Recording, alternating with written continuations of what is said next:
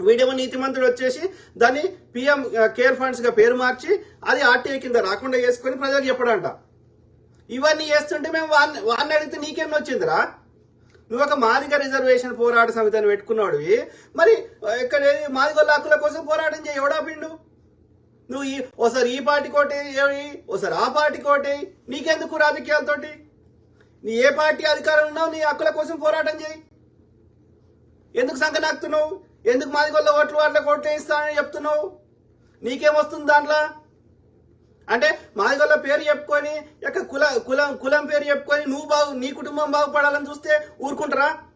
BC నాయకులు are Krishnaiah ఏమి హామీ ఇచ్చిండని, బీసీలకి ఏం చట్టం చేసిండని వాడు బీజేపీకి పోయిండు ఆర్ కృష్ణయ్య.